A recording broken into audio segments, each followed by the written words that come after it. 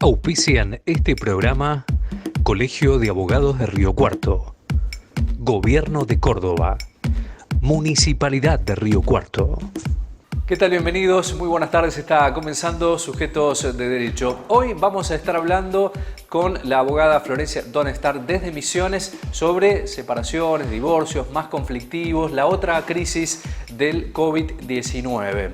Con el autor del libro Buscados, una vida al límite, biografía de Carlos Airabedián, reconocido abogado cordobés. Vamos a estar hablando con el periodista Juan Cruz Taborda Varela, quien fue el autor de este libro. Y también desde Buenos Aires con el doctor, el médico psiquiatra Rafael Herrera Milano sobre la psiquiatría forense. Quédate, esto es Sujetos de Derecho.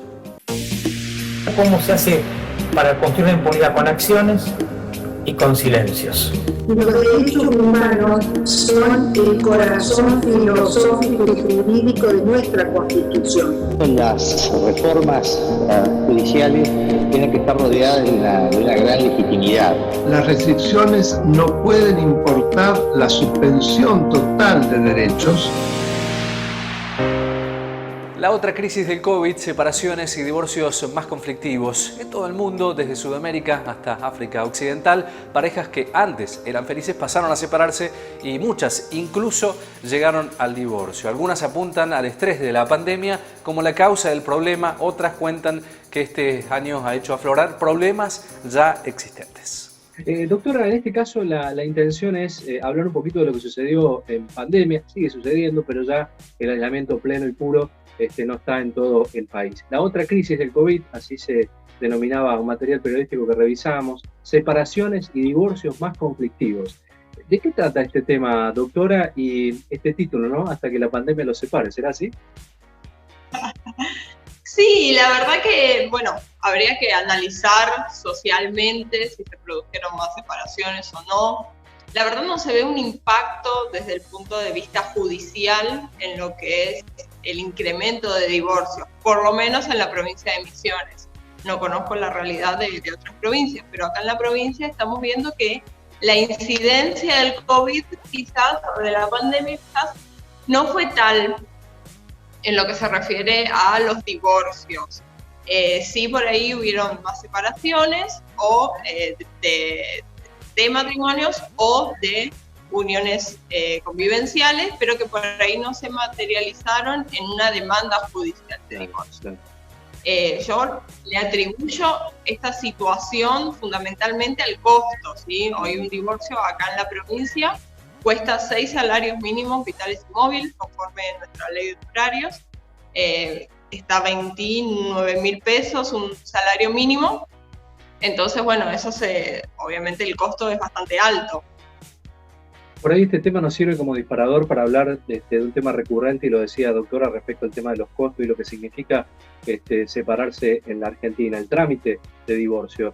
Si bien se ha modificado a partir de la modificación del código, ha habido un avance, ¿cuál es el método, el mecanismo hoy para realizarlo? Digo, y si esto, usted me decía que en pandemia no, pero a partir de 2015, 2016, ¿si ha habido algún cambio respecto a este tema? Sí, totalmente. Cuando entró en vigencia el nuevo Código Civil y Comercial, lo que vimos fue una aluvión de divorcios. El divorcio pasó a ser incausado, es decir, nosotros cuando interponemos una demanda de divorcio no tenemos por qué explicar el motivo, simplemente la persona se quiere separar y eso es suficiente. No existe tampoco la necesidad de conformidad de la otra parte, es decir, yo me quiero separar, me quiero divorciar y me divorcio, esté de acuerdo o no esté de acuerdo la otra parte. Entonces, bueno, en el 2015 vimos como una aluvión de divorcio, fundamentalmente de aquellos que llevaban muchos años de separación sin regularizar la situación. Por ahí me tocó tener en el estudio casos de 10, 15 años de separados, que después, bueno, vieron la oportunidad de por fin materializar ese divorcio en los papeles, básicamente, una realidad de hecho de muchísimos años que ya la tenían asumida. Luego de eso es como que poco a poco se fue mermando, obviamente hay divorcios, se sigue divorciando, pero los procesos sí, es para resaltar que son muchísimo más cortos y se eliminó fundamentalmente la litigiosidad. Claro. Es decir, ya las partes no se pelean tanto, por lo menos por el divorcio, porque no hay nada que pelearse, se quiere separar y punto. Después, bueno, vendrán cuestiones respecto de los bienes, el cuidado de los niños, alimentos, compensación económica, si corresponde o no, y eso se dirime por otras instancias, otras vías procesales. El divorcio sale, y esa es por ahí la seguridad que uno le puede dar al cliente, ¿sí? Por lo menos acá en la provincia, en un par de meses, menos de un año, me atrevo a decir, en toda la provincia, podemos tener un divorcio. Y esa es la seguridad que uno como abogado le puede dar a su cliente. Doctora, ¿cómo se ha instalado esta figura del mediador para este tipo de conflictos? ¿Cómo lo ve usted? Bueno, acá en la provincia por lo menos tenemos en la primera circunscripción lo que es Posadas, la ciudad de Apóstoles y la ciudad de Leandro en Alem, lo que es mediación obligatoria.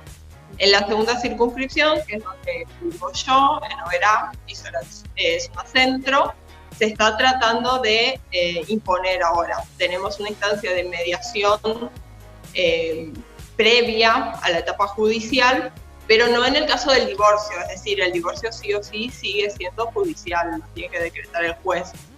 Por ahí lo bueno de la instancia de mediación, que la verdad es excelente y llega a un alto grado de resolución de conflictos previo a la etapa judicial, es poder llegar al divorcio ya con una propuesta de acuerdo conjunta, entonces que el juez simplemente lo homologue. Y esa es una gran alternativa justamente para evitar la demora en la justicia. Claro. Doctor, usted lo mencionaba hace minutos, el tema de alimentos, estabilidad económica, ¿cómo se va definiendo y cuáles son los parámetros en general que toma la justicia para esta distribución de bienes? Bueno, respecto de los alimentos, tenemos varias instancias, tenemos alimentos de la mujer embarazada, tenemos alimentos del niño que no tiene un reconocimiento paterno, es decir, por más que el progenitor no lo reconozca como hijo, tiene una posibilidad que está en el Código Civil y Comercial de reclamar alimentos, y bueno, tenemos los alimentos con la doble filiación, que bueno, son obviamente los más rápidos. En ese sentido, bueno, se tiene en cuenta fundamentalmente los ingresos de cada progenitor, y en el caso de un divorcio, el estatus que marca el niño, ¿sí? Lo que se busca es que por la separación de los padres o el divorcio de los padres no se deje al niño en una situación de vulneración de derechos. ¿A qué me refiero? Por ejemplo, si el niño iba a un club privado, a un colegio privado, y por la separación de los padres, en última instancia se tuvo que quedar con la progenitora, y esta no tiene los recursos suficientes para mantener esa calidad de vida, la idea es que el progenitor aporte lo necesario para que pueda continuar con ese estatus, ¿sí? Para evitar que el niño, o sea, que la ruptura de la relación entre los padres provoque una ruptura también de la relación de los niños. Sí. Esto hablamos, doctora, respecto a que también lo que se deja para última instancia es la división de bienes, ¿no? Sí, cuando se produce la ruptura de la relación, obviamente por ahí uno no está en condiciones de hablar porque el nivel de conflicto es tan alto que uno como abogado no está en condiciones de dialogar con la otra parte sobre los bienes. Por ahí es lo que se deja para una última instancia donde, bueno, poco a poco la relación entre las partes van sanando y se puede llegar a una resolución favorable para ambos. Eso es fundamental. Acá no se trata de sacar más de lo que corresponde, sino de intentar que ambas partes reciban lo que es suyo. Nos vamos a la pausa comercial, la primera en el programa. A la vuelta vamos a hablar de la publicación del libro de Carlos Airabedián. Ya veremos.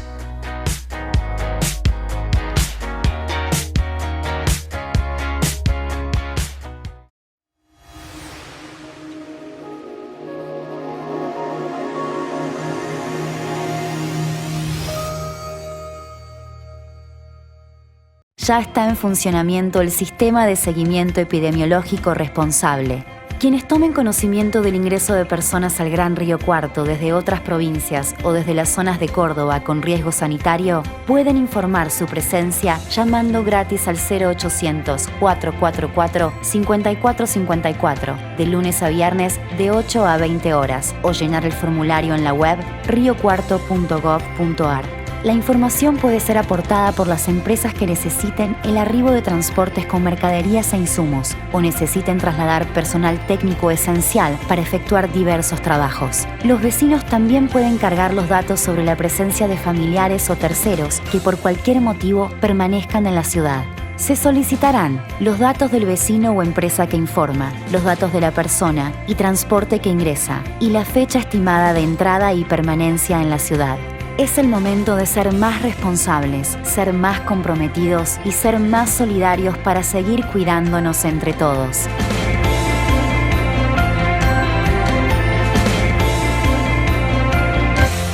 Gobierno de Río Cuarto.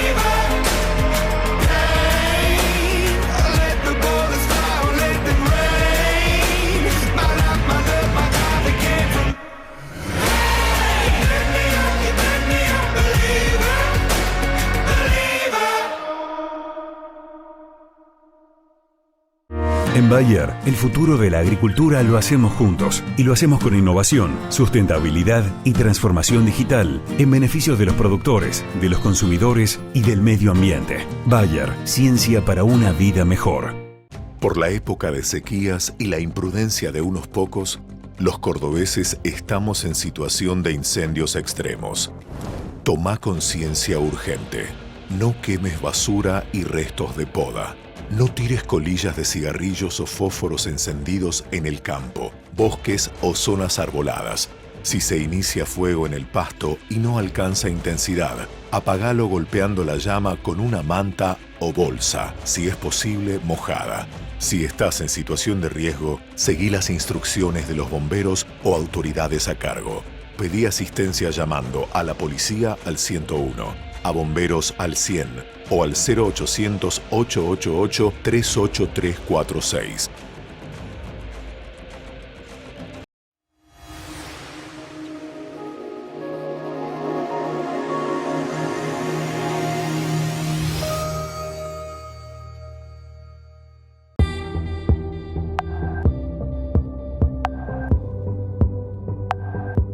Buscado, una vida al límite es la historia de vida de Carlos Airabedián, con una profunda y minuciosa reconstrucción de 80 años de las más diversas manifestaciones de Córdoba. Así, la biografía refleja sus luchas estudiantiles, su experiencia en la política, el deporte, el periodismo, el crimen, la justicia y las persecuciones de las dictaduras, que ayudan también a reconstruir momentos intensos de la vida de Córdoba. Juan, en este caso la intención es hablar con vos porque has estado trabajando en un libro realmente muy interesante, de mucha investigación, de Carlos Airabedián, abogado, si los hay, conocido en todo el país, en Córdoba fundamentalmente, pero en la biografía, Buscado una vida al límite, así se llamó el libro, ¿no?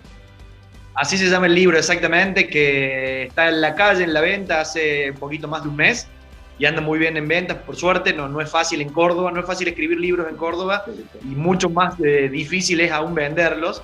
Y por suerte anda bien la venta. Y lo que hace el libro es una especie de reconstrucción a dos voces, la voz del propio Airabedián y mi voz, en mi caso mi voz preguntando y escribiendo, la reconstrucción de lo que es su vida, ¿no? Que está atravesada por cuestiones periodísticas, políticas, históricas, en fin, de algún modo es la condensación de unos 50, 60 años de la historia de Córdoba. pero cuando uno revisa su vida está la historia criminológica de Córdoba, por ejemplo, en donde retratamos, y yo le pregunto e incluso le cuestiono sobre algunos casos penales que fueron en su momento y lo siguen siendo muy renombrados en la historia de Córdoba y en el presente. El último es el del Pato Cabrera, por ejemplo. Siempre casos polémicos, ¿no? Y la defensa de asesinos, la defensa de estafadores, la defensa del propio Carlos Saúl Menem por la explosión de la fábrica militar de Río Tercero, en donde Airabedián fue el abogado defensor, y también la posibilidad de comprender que un abogado defensor no está allí para decir que su cliente es inocente o no hizo lo que dice que hizo, sino para defender sus garantías constitucionales, que me parece que es otro aprendizaje del libro, ¿no? Porque en esas conversaciones y en estos cuestionamientos que yo le hago, está esta pregunta que le hago: ¿por qué la defensa siempre de los peores de la sociedad?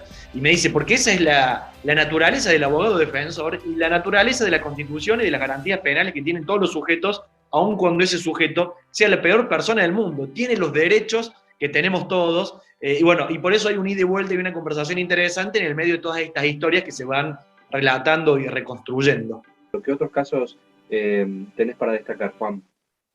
Hay muchísimos. Mira, está el caso del monstruo de los paraísos. El monstruo de los paraísos era un chico de 20 años con alguna deficiencia mental, que en la zona de Barrio Los Paraísos, aquí en Córdoba, violó a una nena y la dejó malherida al punto tal que la nena terminó muriendo. Esa nena, después de haber sido violada en una obra en construcción, pudo escaparse de las garras de este monstruo de los paraísos e ingresó a la iglesia del barrio en medio de la misa, y ahí desangrada en medio de la misa y al frente del cura se cayó. Una historia muy, muy dramática.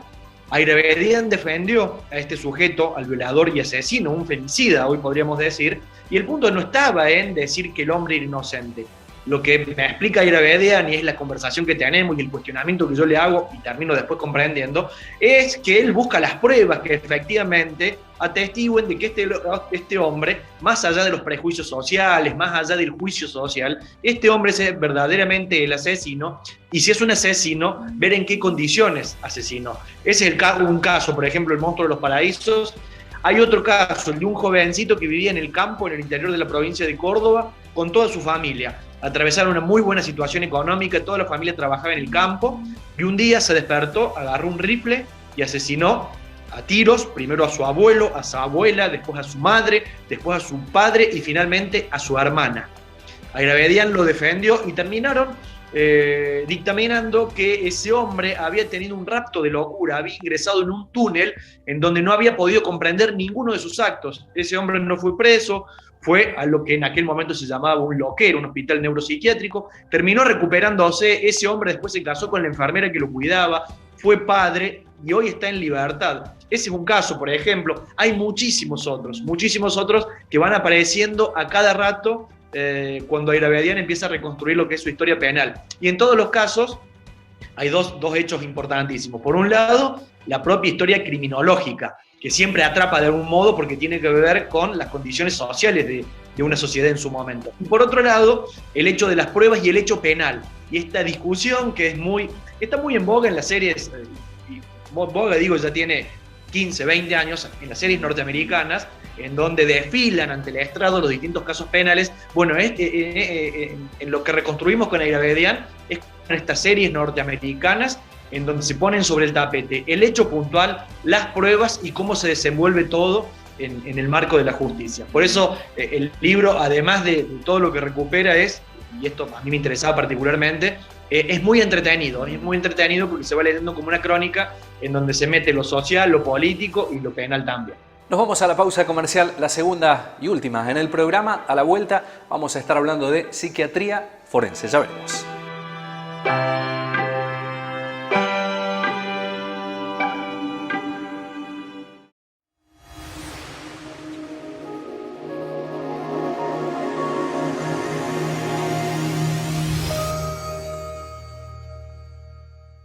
Ya está en funcionamiento el Sistema de Seguimiento Epidemiológico Responsable, Quienes tomen conocimiento del ingreso de personas al Gran Río Cuarto desde otras provincias o desde las zonas de Córdoba con riesgo sanitario pueden informar su presencia llamando gratis al 0800-444-5454 de lunes a viernes de 8 a 20 horas o llenar el formulario en la web riocuarto.gov.ar. La información puede ser aportada por las empresas que necesiten el arribo de transportes con mercaderías e insumos o necesiten trasladar personal técnico esencial para efectuar diversos trabajos. Los vecinos también pueden cargar los datos sobre la presencia de familiares o terceros que por cualquier motivo permanezcan en la ciudad. Se solicitarán los datos del vecino o empresa que informa, los datos de la persona y transporte que ingresa y la fecha estimada de entrada y permanencia en la ciudad.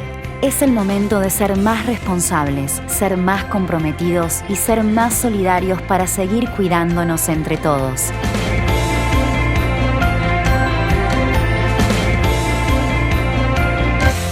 Gobierno de Río Cuarto.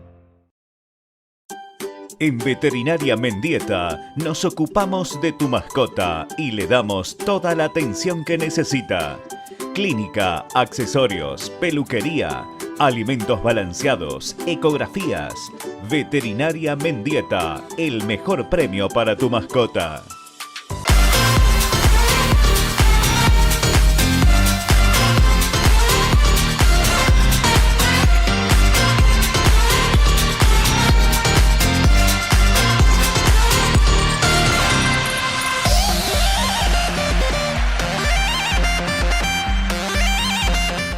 En Bayer, el futuro de la agricultura lo hacemos juntos y lo hacemos con innovación, sustentabilidad y transformación digital en beneficio de los productores, de los consumidores y del medio ambiente. Bayer, ciencia para una vida mejor.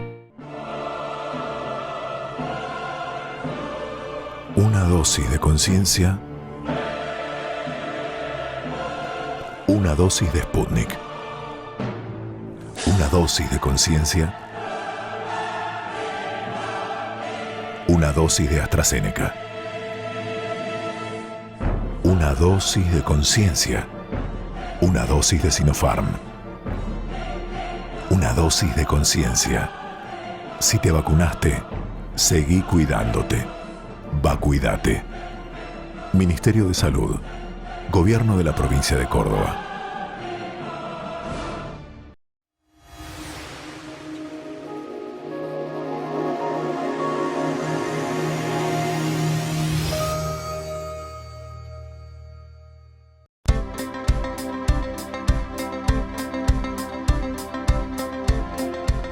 La psiquiatría forense es un conjunto de nociones jurídico-psiquiátricas donde la psiquiatría clínica se transforma en un lenguaje aplicable a un fin en común, que es colaborar en diferentes áreas judiciales, penal, civil, familia, laboral, como auxiliares de la justicia. Hablamos de este tema con el médico psiquiatra Rafael Herrera Milano. ¿De qué hablamos cuando hablamos de la psiquiatría forense? La psiquiatría forense en realidad es una subespecialidad que, si bien tiene muchos puntos en común con la psiquiatría asistencial, también tiene muchas divergencias, porque en realidad es un esfuerzo muy importante de la asociación de conceptos psiquiátricos y jurídicos. Es la interrelación entre la psiquiatría y el derecho, pero sin que esta especialidad pierda su esencia, que es para responder a lo que pregunta un juez y poder asistirle en su decisión final. Léase si una persona comprende los actos que está llevando a cabo y se actúa en base a esa comprensión, si hablamos de imputabilidad, por ejemplo. Tiene muchas vertientes, puede ser laboral, civil, penal. Yo, en lo personal, me dedico más a lo penal y en la mayoría de los casos lo que se intenta hacer es descomplejizar o bajar a tierra y tratar de hacer tangible lo que no es tangible o comprensible, lo que a veces es inimaginable, intentando darle una lógica sustentada desde la ciencia y desde la experiencia y desde la bibliografía, como para que el magistrado, en caso de ser un tribunal ordinario, pueda decidir, y si es un caso de un jurado popular, lo mismo y más complejo aún, porque todavía están más alejados de los términos que por ahí un magistrado habitual tiene más familiarizados. ¿En qué momento de un proceso penal o en qué tipo de casos se convoca a la psiquiatría forense? Y, por ejemplo, cuando hay hechos, yo voy a hablar de lo penal, que es lo que más desarrollo. Cuando esté en tela de juicio, si una persona comprendió el acto que realizó, por ejemplo, entre un femicidio o un homicidio, también se utiliza mucho en lo que son las circunvenciones de incapaces. Cuando una persona que ya falleció o no, firmó determinado, supongamos, testamento o escritura, y está en duda si al momento de firmar esa escritura estaba con sus capacidades psíquicas indemnes, como para poder hacerlo y que no sea un hecho de prodigalidad o que alguien esté usufructuando de esa debilidad psíquica para obtener un beneficio económico. Entonces, en esos casos que por ahí no son tan resonantes o tan conocidos, también es muy interesante porque ahí, con lo único que los peritos nos encontramos es con material, certificaciones médicas, que hay que ubicar temporoespacialmente en congruencia con el momento en el que se firmó el documento, y en base a eso, hay veces que no se puede hacer porque es insuficiente la documentación, pero en las veces que sí se puede, se arriba a la conclusión que determina que, supongamos, no sé, Pablo García, en el periodo comprendido entre tal y tal, se puede inferir en base a la documentación obrante en autos, se encontraba dentro de sus facultades para firmar determinado documento. A veces en los hechos de abuso, donde no hay una prueba, no violación, abuso, donde no hay una prueba visual o tangible que pueda determinar, y hay que evaluar la psiquis de la denunciante para ver si la denuncia es real o si es una falsa denuncia, porque eso, por más que duela oírlo, o hoy por hoy haya conductas adoptadas desde una corriente feminista, que no me parece mal, sino por el contrario, hay veces que las mujeres hacen falsa denuncia y los hombres también. Entonces, determinar eso muchas veces abre o cierra las puertas de un proceso, porque es la única prueba posible que se puede llevar a cabo para que un juez pueda seguir adelante con la causa. Hay que evaluar muy bien los aspectos preexistentes de la personalidad de esta persona hasta el momento del hecho, también cómo es la actualidad de la persona en ese momento, si no se persiguen fines económicos, ver el relato, de qué manera lo hace, si hay índice de simulación o no. Es muy complejo, muchas veces se apoya en la psicología forense, otras veces no, pero en lo penal tiene muchas implicancias y cada vez sale más a la luz. Y hay una gran gama de grises que son muy, muy dificultosas de interpretar, incluso hasta para nosotros, los especialistas, porque cuando uno estudia un expediente o se apoya en bibliografía o en experiencia, hay un momento en que no es como una fractura, que podemos discutir si es desplazada o no desplazada. O sea, todo esto se maneja, vuelvo a repetir, desde lo intangible, desde la teoría pura, si bien está sustentada en la práctica y en la experiencia. A veces es difícil dar una respuesta determinante. ¿Cuáles son las herramientas, doctor, con las que cuentan los psiquiatras para trabajar en procesos penales? Y fundamentalmente, si hablamos de la pericia en sí y el imputado es una persona que está con vida, es el examen semiológico psiquiátrico para ver, primero hay que ver ante qué caso estamos. Si estamos hablando de un caso donde está en duda la imputabilidad o la capacidad de comprensión, será dirigido de una manera. Si estamos hablando de una circunvención de incapaces, de otra, y si estamos hablando de una situación de un posible abuso, de otra. Porque hay que investigar diferente. Si bien siempre se estudia todo, es como que se afina más la puntería en base a los puntos de pericia que haya propuesto en primer lugar la Fiscalía y en segundo lugar las partes. Porque este es un proceso previo al momento de la pericia. Cada uno tiene la posibilidad de ofrecer puntos de pericia para dilucidar los puntos que cree oscuros previos al dictamen pericial. Después, si la pericia sale para un lado o para el otro, siempre alguien va a quedar disconforme. Y los peritos de parte son los que están habilitados para firmar un informe en concordancia o en disidencia con lo que firmó o lo que firmaron los peritos oficiales. Yo he participado en causas que había 3 peritos oficiales y 4 peritos de parte. Depende de la complejidad del caso, la repercusión del caso y demás.